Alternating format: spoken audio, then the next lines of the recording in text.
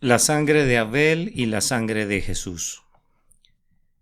Un sermón predicado la mañana del domingo 2 de septiembre de 1866 por el reverendo Charles Haddon Spurgeon en el Tabernáculo Metropolitano, Newington, Londres. Y él le dijo: ¿Qué has hecho? La voz de la sangre de tu hermano clama a mí desde la tierra. Génesis capítulo 4 y versículo 10. A Jesús, el mediador del nuevo pacto, y a la sangre rociada que habla mejor que la de Abel. Hebreos capítulo 12 y versículo 24. El primer derramamiento de sangre humana fue un ensayo muy terrible. Independientemente de que el golpe asesino de Caín haya sido premeditado o no, la vista de un cuerpo humano sangrante debe haber sido una terrible novedad para él. Caín no había sido endurecido por la lectura de los detalles de una guerra, o por escuchar narraciones de crímenes. El asesinato era un nuevo terror para la humanidad, y él, que fue quien encabezó tal violencia, debe haberse llenado de un confundido asombro con el resultado de su golpe, y de temor por sus consecuencias. Me parece verlo de pie junto al cadáver por un instante, paralizado por terror, sobrecogido por el espectáculo de la sangre. ¿Acaso los cielos lanzarían fuegos malignos sobre él? ¿Acaso la tierra ensangrentada produciría veloces vengadores desde su suelo asombrado? ¿Cuántas preguntas deben haber surgido en la mente del asesino?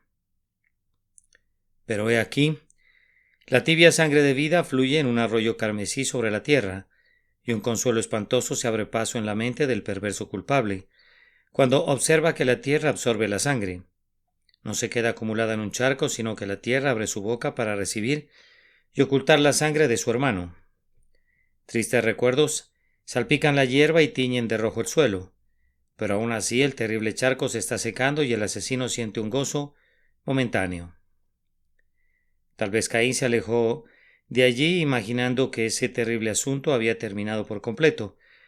Había realizado el acto y ya no podía revertirlo. Había asestado el golpe deshaciéndose de la presencia de alguien que era detestable para él. La tierra se había tragado la sangre y el asunto había llegado a su fin, por lo que no había necesidad de pensar más en ello. En aquellos días no existía ninguna maquinaria policíaca, ni ley, ni jueces, ni horca, por lo que Caín sentía muy poco o ningún miedo. Era un hombre fuerte y robusto y no tenía a nadie que lo castigara, nadie que lo acusara o lo reprendiera, excepto su padre y su madre, y ellos probablemente estaban demasiado abrumados por el dolor y demasiado preocupados por su propia ofensa, como para mostrar resentimiento hacia su primogénito.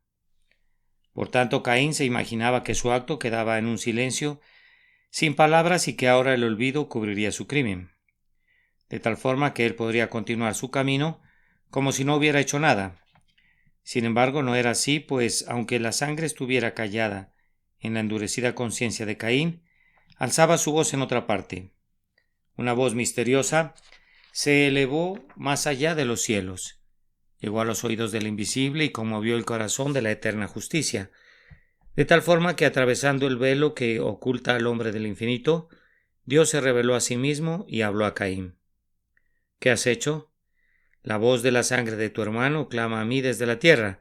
Entonces Caín comprendió que la sangre no podía ser derramada vanamente, que el asesinato sería vengado, pues había una lengua en cada gota de esa esencia vital que fluía de la humanidad asesinada, que prevalecía ante Dios de tal forma que él interpondría y mantendría una solemne averiguación al respecto. Hermanos, el experimento que fue llevado a cabo en el Calvario fue mucho más terrible, puesto que no fue el primer hombre sacrificado, sino el propio Hijo de Dios, el que era hombre pero que sin embargo era más que un hombre.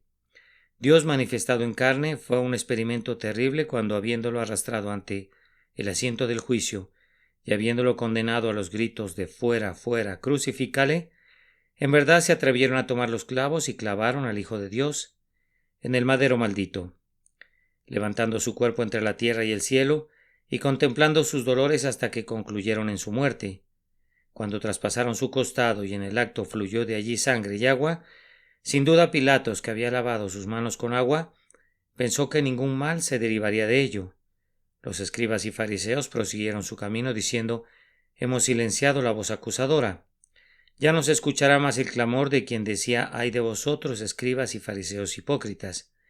Ya no seremos molestados más en nuestra hipocresía y formalidad por la presencia de un ser puro y santo, cuya sencilla honestidad era una dura censura para nosotros. Lo hemos asesinado, lo hemos matado sin justa razón, pero ya le pusimos fin. Esa sangre no tendrá ya más una voz. Muy pocos se imaginaban que aquel clamor de Jerusalén ya había subido al cielo.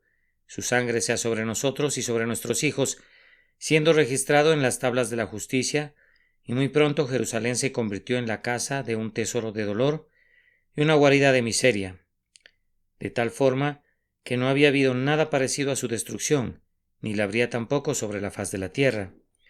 Mucho más deleitable es el hecho que otra exclamación más melodiosa subió al cielo desde la cruz del Calvario. Padre, perdónalos, resonó desde las heridas de Emanuel. La sangre de Abel no carecía de voz y la sangre de Jesús no era muda. Clamó para ser oída en medio de los tronos del cielo. Habló a favor nuestro y no en contra nuestra. No habló cosas malas como pudo haberlo hecho, sino habló mejor que la de Abel. No solicitó una venganza más fiera que esa que cayó sobre Caín. No pidió que anduviéramos errantes y fugitivos sobre la faz de la tierra, para luego ser al fin desterrados de la presencia de Dios y arrojados al infierno, sino que clamó: Padre, perdónalos, y prevaleció, y la maldición fue quitada, y una bendición vino a los hijos de los hombres. Esta mañana nos proponemos sujetar nuestro sermón al tema de la voz de la sangre de Abel y la voz de la sangre de Jesús, comparando la una con la otra. Ambas hablaron, eso es evidente. Abel muerto aún habla por ella, dice el apóstol, y nosotros sabemos para nuestro consuelo permanente que la sangre de Jesús intercede ante el trono eterno. Toda sangre tiene una voz, pues Dios es celoso de su preservación, y la sangre de los hombres justos y excelentes tiene todavía un discurso más celestial.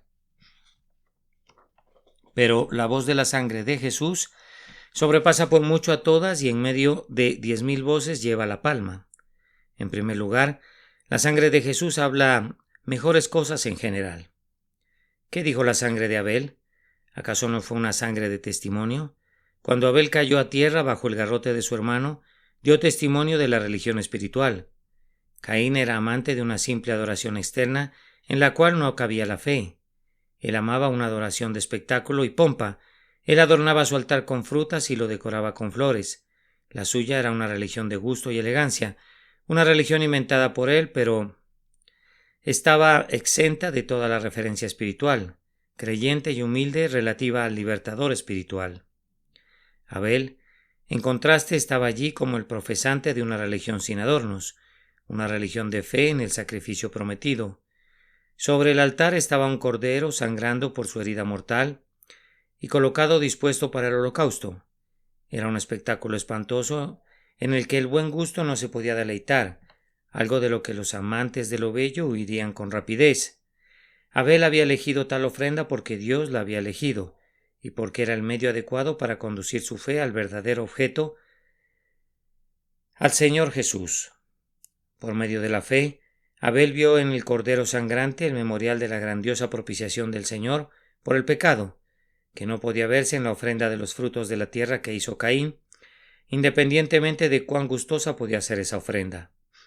Abel se presenta ante nosotros como el primero en la nube de testigos, dando un testimonio valeroso y preparado para sellarlo con su vida. Él murió como un mártir de la fe, testimoniando esa verdad grandiosa, semejante a Dios, que Dios acepta a los hombres de conformidad a su fe. Todo honor a la sangre del mártir, que habla tan eficazmente a favor de la preciosa verdad. Nuestro Señor Jesucristo, siendo también un testigo y dando testimonio de la fe de Dios, habló mejores cosas que Abel, porque tenía más cosas que decir, y habló con un conocimiento más íntimo de Dios. Él era un testigo más completo de la verdad divina de lo que podía ser Abel, pues él trajo la vida y la inmortalidad a la luz, y habló claramente a su pueblo acerca del Padre. Nuestro Señor Jesucristo había estado en el seno del Padre y conocía el secreto divino, y este es el secreto que reveló a los hijos de los hombres en su ministerio, y luego lo selló con su sangre. No debe olvidarse que aunque la muerte de Cristo fue principalmente una expiación por el pecado, también fue un testimonio de la verdad, pues Él fue un testigo para el pueblo, un líder y un comandante para el pueblo, y como mártir agonizante y sangrante, será muy claro para ustedes que esta sangre da testimonio de una verdad más plena, más brillante y más gloriosa que el testimonio que dio la sangre de Abel. Además, la sangre de Abel habló buenas cosas en el sentido que fue prueba de fidelidad. Este amado siervo del gran Señor fue fiel bajo la posición de su hermano, sí, fiel hasta la muerte. De él no se podía decir lo que dijo el apóstol de otros individuos, porque aún no habéis resistido hasta la sangre, combatiendo contra el pecado. Él resistió el pecado hasta derramar su sangre. Él fue fiel en toda su casa como un siervo, no se desvió de su integridad y no contó su vida como algo precioso para él. Cuando su sangre caía en la tierra, habló esta cosa buena: grandioso Dios, Abel te es fiel. Pero la sangre de Jesucristo da aún testimonio de una mayor fidelidad, pues fue la secuela de una vida perfecta y sin mancha, que ningún acto de pecado ensució jamás. En cambio, la muerte de Abel adornó, es verdad, una vida de fe, mas no una vida de perfección. La fidelidad de Jesús fue completa desde el día de su nacimiento hasta la hora de su muerte, y en la medida en que él no necesitaba morir por otra causa, la entrega voluntaria de su vida fue mayormente un acto de obediencia y la mejor prueba de su fidelidad a lo que se le había confiado. Además, no debemos olvidar nunca que todo lo que la sangre de Abel pudo decir al caer a tierra no fue sino la sombra de esa sustancia más gloriosa que nos asegura la muerte de Jesús. Jesús no fue tipo de la expiación, sino que la ofreció. Él no fue el representante del sacrificio, él fue el propio sacrificio grandioso, y en la medida que la sustancia debe exceder siempre la sombra, la sangre de Jesucristo habla mejores cosas que la de Abel. Es bueno agregar que la persona de nuestro Señor era infinitamente más digna y gloriosa que la persona de Abel, y consecuentemente su muerte debe darnos un mejor discurso proveniente de una boca de oro, que la muerte de un simple mortal como Abel. El que muere a manos de Caín no es sino uno de nuestra raza, testificando la verdad y la justicia, dando testimonio por la fe de un sacrificio que vendría. Pero el que murió a manos de Herodes y de Pilato era divino, y vino con una misión nada común, para entregar un mensaje nada ordinario. Cuando el glorioso Hijo de Dios inclinó su cabeza y expiró, la voz que se alzó de su sangre debe haber sido necesariamente más alta, más dulce, más plena y más semejante a Dios que la voz de la sangre coagulada de Abel.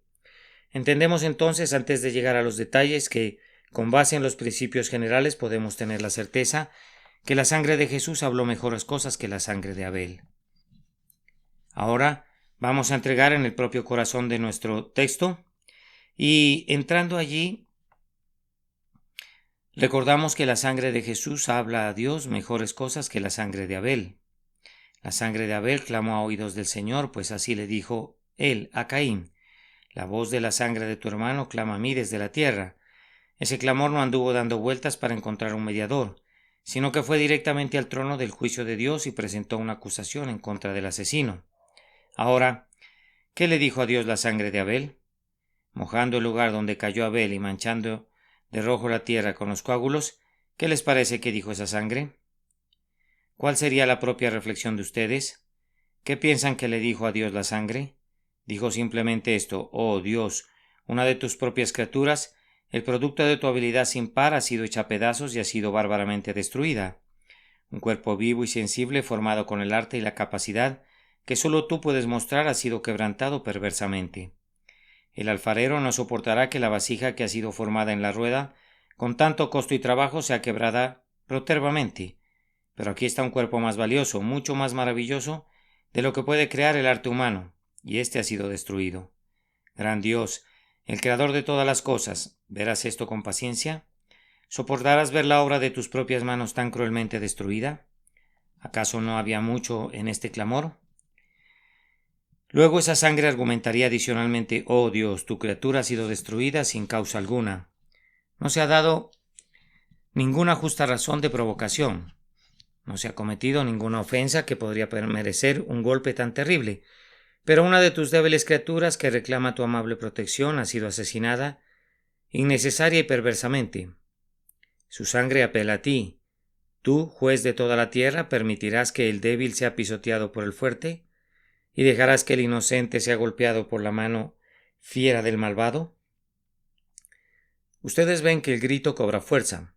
Al principio es, oh Dios, tu criatura ha sido destruida. A continuación es, oh Dios, tu súbdito ha sido maltratado por uno de sus compañeros súbditos, por uno que se ha convertido en tu enemigo. ¿No vas a interferir? Sin embargo, la voz de Abel dijo algo más que esto. Dijo, oh Dios, la sangre aquí derramada fue derramada por ti. Parecía decir, si no fuera por amor a ti, esta sangre no hubiera sido derramada. Si estas gotas no hubieran sido consagradas por la devoción, si esta sangre no hubiera fluido en las venas de un hombre que amó a Dios, con todo su corazón no hubiera sido derramada sobre la tierra. Oh Dios, clama cada gota, yo caí en tierra por ti. ¿Vas a soportar esto? ¿Acaso una criatura que tú has creado va a entregar su vida con dolor y angustia por ti? ¿Y serás tú como una estatua fría, inmóvil, inconmovible, y acaso mirarás sin ninguna emoción? ¿No vas a hacer nada, oh Dios? ¿Será derramada la sangre por ti, derramada injustamente, la sangre de tu propia criatura amante y justa, y no vas a intervenir? ¿Qué fuerza hay en esa voz? Sin embargo, la sangre agregó esto. Oh Dios, he sido derramada en provocación a ti, pues el golpe que salió de la mano de Caín no estaba únicamente dirigido a Abel, sino que en espíritu estaba dirigido a Dios. Pues si Caín hubiera podido hacer lo mismo a Dios, como lo hizo a su hermano Abel, sin duda lo habría hecho. Era del malvado, y por tanto asesinó a su hermano, y la perversidad anidada en él era decidida, o más bien deicida. Él hubiera asesinado al propio Dios si hubiera podido, y así la sangre clama, oh Dios, aquí está el guante del desafío que ha sido arrojado ante ti. Caín te desafía. Él te ha lanzado el primer golpe. Él ha atacado la vanguardia del ejército de tus elegidos. ¿Mirarás esto en calma? ¿Acaso no te vengarás? ¿No tendrás esto en consideración? ¿Habrá silencio en el cielo cuando hay gemidos y gritos en la tierra?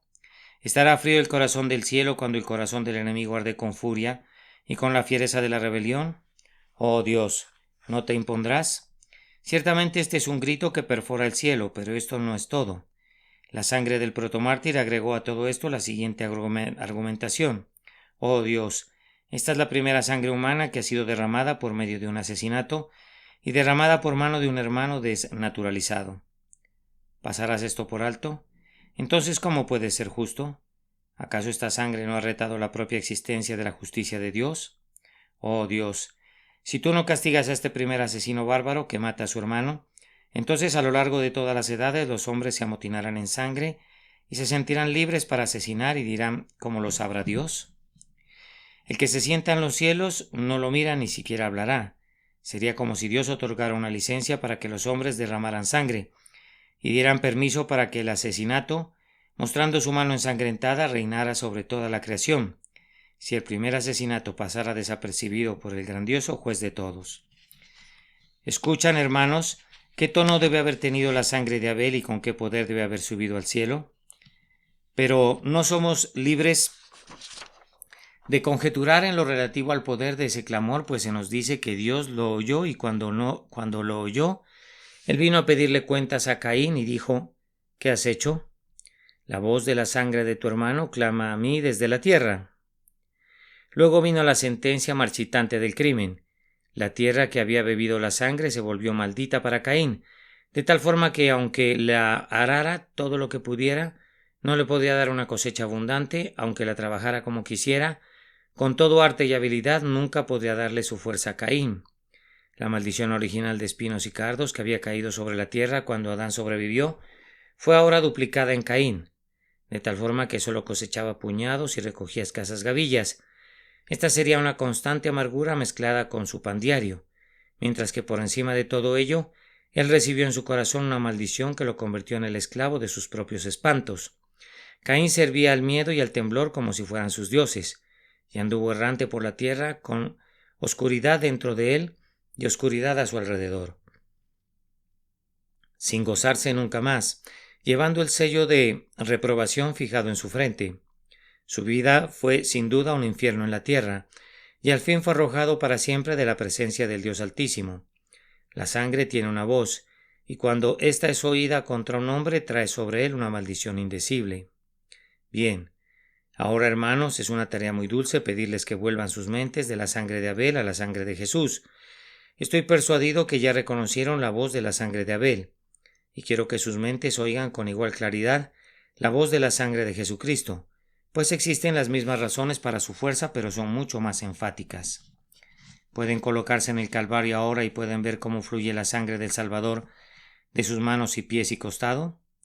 ¿Cuáles son sus propias reflexiones en cuanto a lo que esa sangre dice a Dios? Piensen ahora al pie de la cruz. Esa sangre clama en voz alta a Dios, ¿y qué dice? ¿Acaso no dice esto? Oh Dios, esta vez no es simplemente una criatura la que sangra, pues aunque el cuerpo que pende de la cruz es la criatura de tu Espíritu Santo, es tu propio Hijo el que ahora derrama su alma hasta la muerte. Oh Dios, es tu unigénito amado por ti, esencialmente uno contigo, uno en quien te complaces, cuya obediencia es perfecta y cuyo amor por ti ha sido firme. Él es quien muere. Oh Dios, ¿acaso despreciarás los gritos y las lágrimas, los gemidos, los quejidos, la sangre de tu propio Hijo? Muy tierno Padre, en cuyo pecho yacía Jesús antes de los cimientos de la tierra, Él muere, ¿y no lo considerarás? ¿Caerá en vano su sangre en la tierra? Luego además la voz argumentará, no es únicamente tu Hijo, sino tu Hijo perfectamente inocente, quien no tenga ninguna necesidad de morir, porque Él no tenía pecado original que le habría traído corrupción, que además no tenía ningún pecado, que a lo largo de toda la vida no había hecho nada digno de la muerte o de las cadenas. Oh Dios, es tu unigénito quien sin falta alguna es conducido como un cordero al matadero y está como una oveja ante sus trasquiladores. ¿Puedes ver esto? Dios de todo, ¿puedes ver al infinitamente santo y justo Hijo de tu corazón llevado a la muerte? ¿Puedes verlo sin sentir la fuerza de la sangre cuando clama a ti? ¿Acaso no fue añadido a este hecho que nuestro Señor murió para vindicar el honor de su Padre? Por ti, oh Dios, por tú muere Él. Por ti muere Él.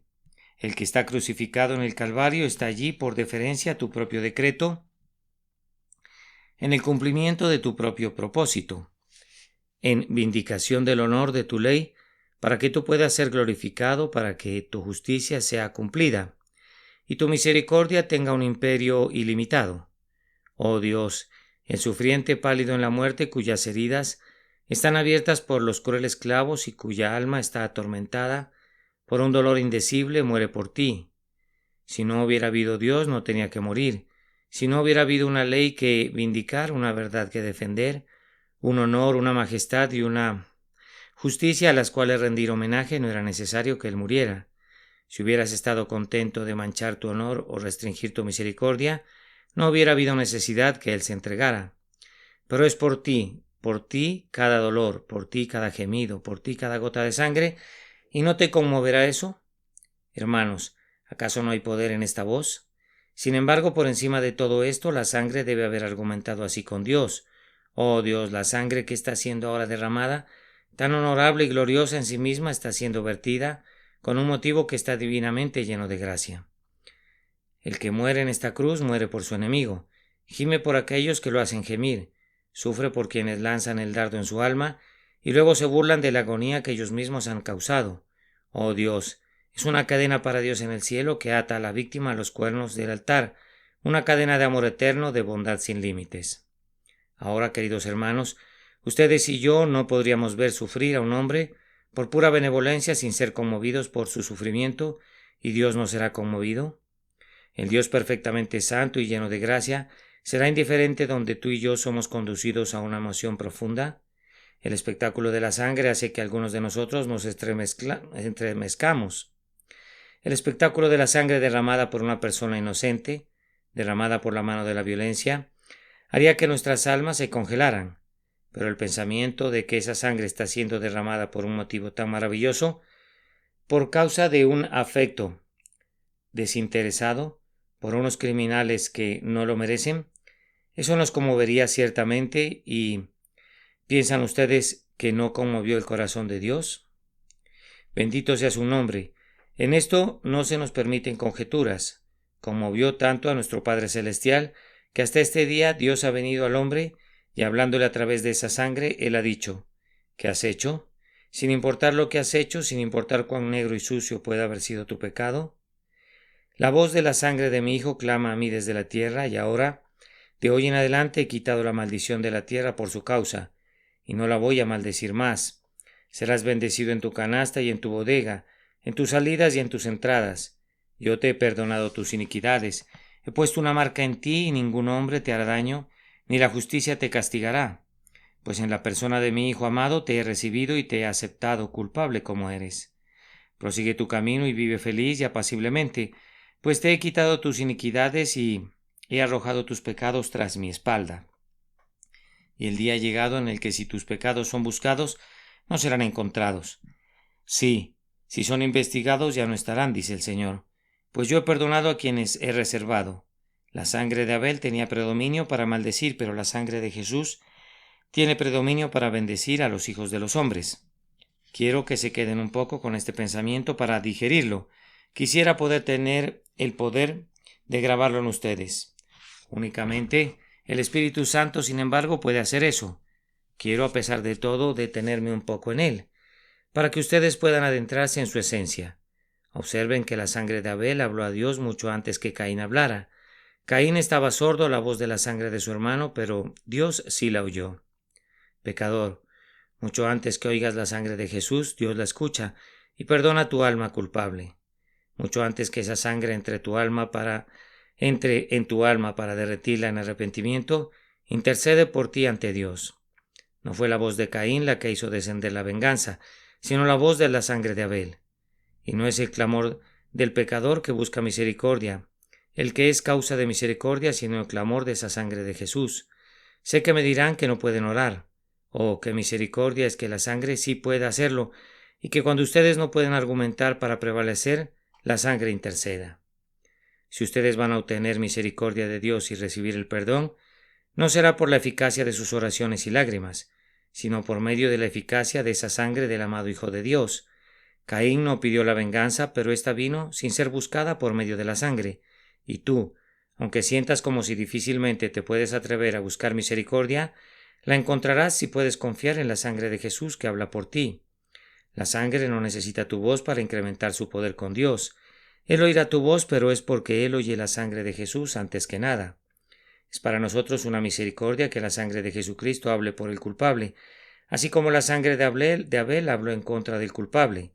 La sangre de Jesús no intercede por el inocente. Si existiera tal persona, pues no necesitaría la intercesión del sacrificio de expiación. Jesús intercede por los rebeldes, para que el Señor Dios habite entre ellos, por ustedes que han quebrantado sus leyes y han despreciado su amor y han luchado contra su poder. La sangre de Jesús intercede por personas como ustedes, pues Él vino al mundo para salvar a pecadores.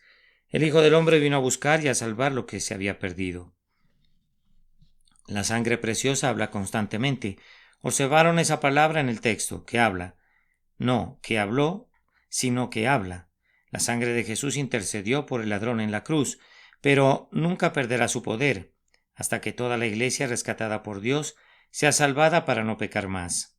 Hermano, cuando el pecado que prevalece oprime a la conciencia, es una grandísima misericordia saber que tenemos inclusive ahora un Salvador que prevalece. Hace años algunos de nosotros venimos a Cristo y encontramos perdón, pero nuestra fe desmaya ocasionalmente y nuestras dudas se fortalecen. Vamos, vayamos nuevamente a la fuente, miremos de nuevo a la cruz, pues la sangre habla todavía. En efecto, nuestro Señor Jesús sangra todavía al día de hoy tanto como lo hizo hace 1800 años, pues la sangre es ciertamente tan segura en su poder con Dios en el momento presente como cuando el ladrón dijo: acuérdate de mí. Pensemos en esto y regocijémonos. Alma mía, cuando no puedas suplicar a Dios, cuando no te atrevas a hacerlo, cuando tu lengua esté callada y la desesperación amordace tu boca, aún entonces Jesús intercede. Ahora aférrate a la intercesión, ven y arrójate sobre Él, descansa enteramente en Él. Él prevalecerá aunque tú no puedas. Él tendrá éxito aunque tú no tengas ningún poder. Ven entonces y vincúlate con la intercesión infalible de la preciosa sangre que prevalece, y entonces estarás bien, estarás seguro y salvo para siempre. Que Dios nos conceda gracia para que hagamos esto, cada uno de nosotros, y a Él sea la alabanza. Además, la sangre de Jesús nos habla mejores cosas en nuestros corazones que la sangre de Abel. Yo supongo que la mayoría de ustedes leyeron la narración escrita por los corresponsales de los periódicos que han estado presentes en los campos de batalla de Königgrätz o Sadowa. Como lo estremecía a uno leer acerca de las trincheras repletas de sangre y el olor de cuerpos putrefactos, que se volvía tan intolerable que los viajeros ansiaban abandonar el campo de batalla con premura. A mí no me gustaría ser Bismarck, ni el príncipe de la corona de Prusia, ni el rey, ni nadie que tuviera que ver con una guerra tan sanguinaria y tan injustificable. Yo supongo que los asesinos se acostumbran a tales cosas. Yo supongo que ellos pueden leer sin emoción acerca de miles de personas mutiladas por las balas y las bombas e incluso ver las pilas de cadáveres sin estremecerse. Pero estoy seguro de esto, que a mí me volvería loco. Tener la sangre de una persona derramada a mi puerta sería suficiente para eliminar todo consuelo de mi vida, pero hacer derramar la sangre de decenas de miles simplemente para complacer una ambición, hacer tambalear la razón de inmediato. Debe ser una falta de conciencia total la que hace que la razón mantenga su trono cuando los hombres han estado chapoteando en la corriente de la sangre de sus compañeros por simples propósitos de ganancia egoísta, considerando que no había habido guerras en el día de Caín y que el corazón humano no se había insensibilizado como ahora, llegando al punto de hablar de la guerra en términos tan benignos como lo hacemos en nuestra época. Ciertamente, si Caín hubiera tenido algo de conciencia, debe haber sido un horrible pensamiento para él haber matado a su hermano. He matado a un hombre, he derramado su sangre. Ciertamente esto habrá sobresaltado su sueño. ¿Cómo podría estar clamando en su lecho solitario? Ese hombre con su mano teñida en sangre, culpable, un siniestro chambelán, con dedos manchados con el rojo de la sangre, seguramente cerró las cortinas de su cama. ¿Acaso no regresaría a su mente todo ese espectáculo? La conversión en el campo, el impulso súbito, el golpe, la sangre, la mirada de su víctima cuando clamaba por piedad, mientras un cruel golpe seguía al otro, y luego el espectáculo del cuerpo desfigurado y del arroyo de sangre, y de las manchas del color carmesí en la tierra empapada. Debe haber sido un recuerdo enrollado como una víbora alrededor del asesino, donde quiera que se encontrara. Pudo muy bien construir una ciudad, como se nos dice que lo hizo, para apagar estos recuerdos ardientes. Entonces le vendría el pensamiento: lo asesinaste a pesar de que era tu hermano. ¿Soy yo acaso guarda de mi hermano?, dijo él, pero los hombres pueden hablar a veces más altaneramente de lo que en secreto hablan sus corazones. El horror del acto fratricida debe haber perseguido a Caín. Yo maté a mi hermano. El que nació primero de mujer mató a quien nació después. Y luego se le haría preguntar: ¿y por qué lo maté? ¿Qué mal me había hecho?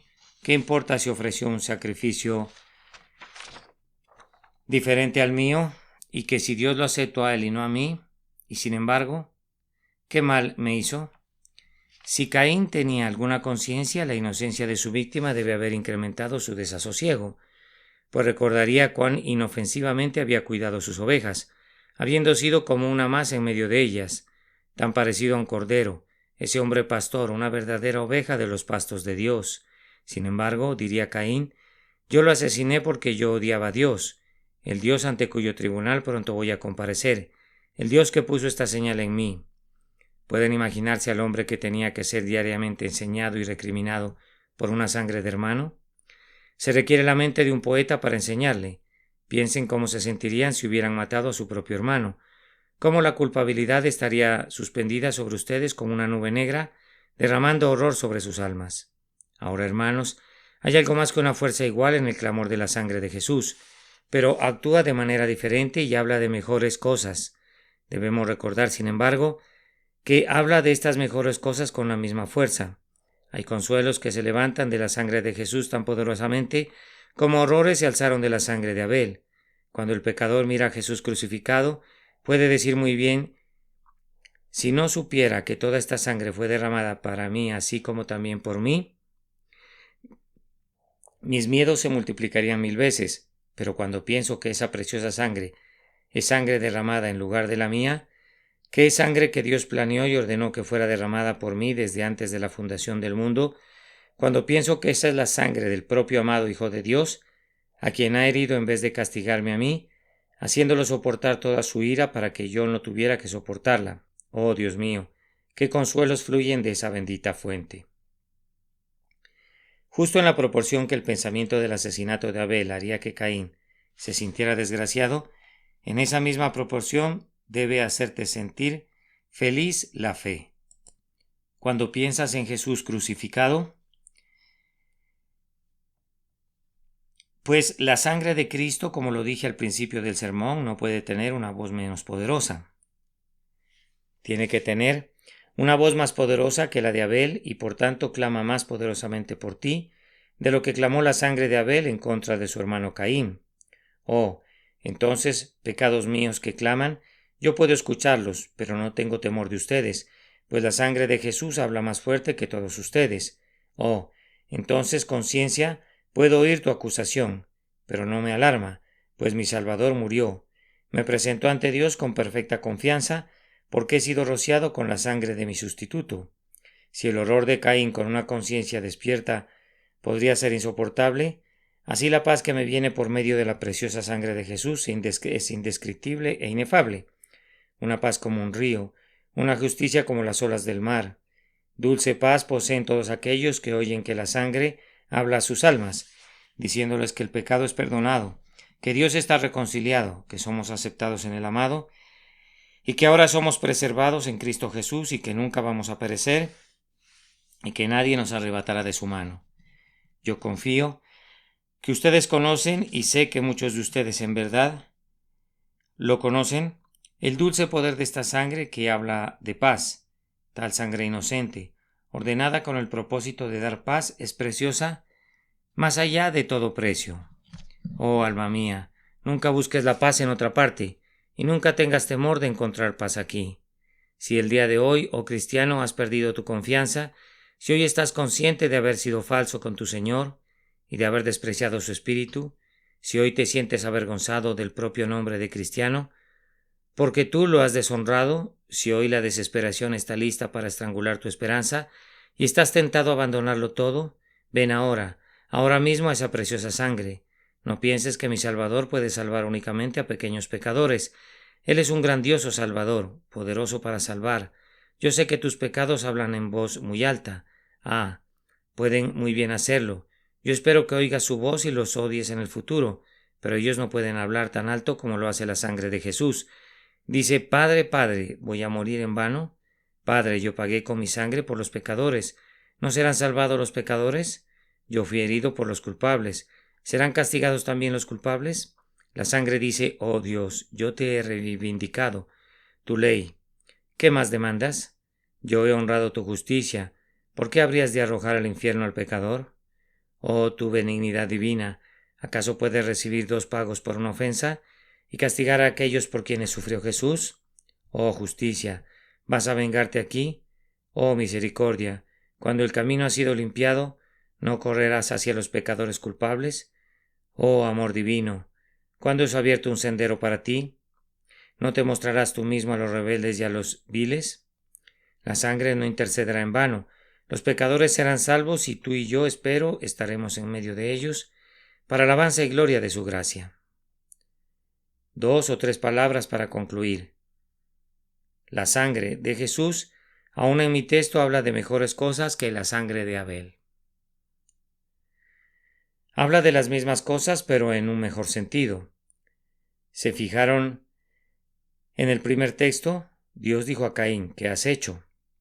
Ahora eso es lo que la sangre de Cristo les dice a ustedes. ¿Qué has hecho? Mi querido lector, ¿acaso no sabes que tus pecados mataron al Salvador? Si hemos estado jugando con el pecado y lo hemos considerado como algo muy pequeño, algo sin importancia con lo que podemos jugar y hasta reírnos de él, corrijamos ese error. Nuestro Salvador cuelga de la cruz y fue clavado allí por nuestros pecados.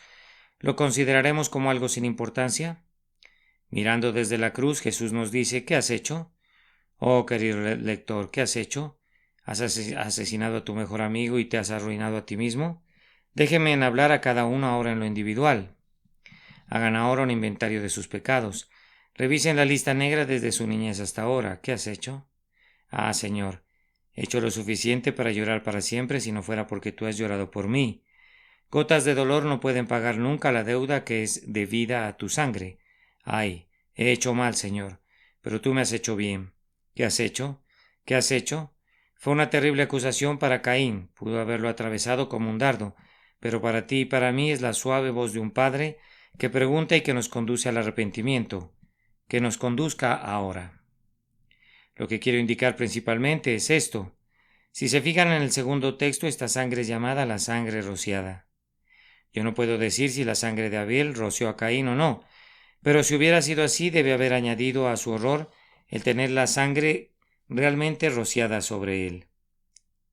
Pero en el caso de nuestro, esto añade al gozo, pues la sangre de Jesús es de poco valor para nosotros mientras no sea rociada sobre nosotros. La fe hunde al hisopo en la sangre de la expiación y la rocía sobre el alma, y el alma queda limpia. La aplicación de la sangre de Jesús es la verdadera base del gozo y la fuente segura del consuelo del cristiano. La aplicación de la sangre de Abel debe haber sido un horror, pero la aplicación de la sangre de Jesús es la raíz y el fundamento de todo el deleite.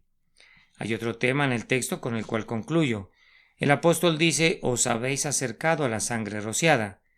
Él menciona eso, entre otras cosas, a las que nos hemos acercado. Ahora todo hombre razonable huiría de la sangre de Abel. Quien ha asesinado a su compañero desea poner una amplia distancia entre él y el cuerpo acusador. Pero nosotros nos acercamos a la sangre de Jesús. Es un tópico en el que nos deleitamos conforme nuestras meditaciones nos acercan más y más a él. Yo les pido, amados amigos cristianos, que se acerquen a él, el día de hoy, más de lo que lo hayan hecho jamás. Reflexionen en la grandiosa verdad de la sustitución. Imagínense los sufrimientos del Salvador. Quédenselo viendo un buen rato. Siéntense al pie del Calvario. Moren en su presencia en su cruz y nunca se aparten de ese gran espectáculo de misericordia y de miseria. Acudan a él. No tengan miedo. Alto, pecadores, ustedes que nunca han confiado en Jesús, miren aquí y vivan. Oh, que puedan venir a él ahora. Vengan, almas culpables, y huyan, como palomas, a las heridas de Jesús. Es más, no huyan de las heridas que ustedes han abierto, sino más bien encuentren abrigo en ellas. Aunque olviden los sufrimientos de Cristo, descansen en ellos. Su única esperanza radica en confiar en Jesús, descansando enteramente en Él. Piensen mucho de los dolores de su Señor, y si puedo yo sugerir a algunos de ustedes que no vendrán al servicio el día de hoy por la tarde, que pasen 1 hora o 2 entre los servicios considerando los sufrimientos del Salvador. Esas consideraciones pueden ser el medio de traerles la fe. La fe viene por el oír, pero se trata de un oír con atención, y el oír viene por la palabra de Dios, pero se debe reflexionar en esa palabra. Abran la palabra, lean la historia de la cruz, pídale al Señor que la bendiga para ustedes, y quién sabe si por medio del Espíritu Divino algunos de ustedes puedan oír todavía la voz de esa sangre, que habla mejores cosas que la de Abel. Que el Señor bendiga a cada uno de ustedes por causa de su nombre. Amén. La sangre de Abel y la sangre de Jesús. Un sermón predicado la mañana del domingo 2 de septiembre de 1866 por Charles Haddon Spurgeon en el Tabernáculo Metropolitano, Newington, Londres. Y él le dijo: ¿qué has hecho? La voz de la sangre de tu hermano clama a mí desde la tierra. Génesis 4:10. A Jesús, el mediador del nuevo pacto, y a la sangre rociada, que habla mejor que la de Abel. Hebreos 12:24.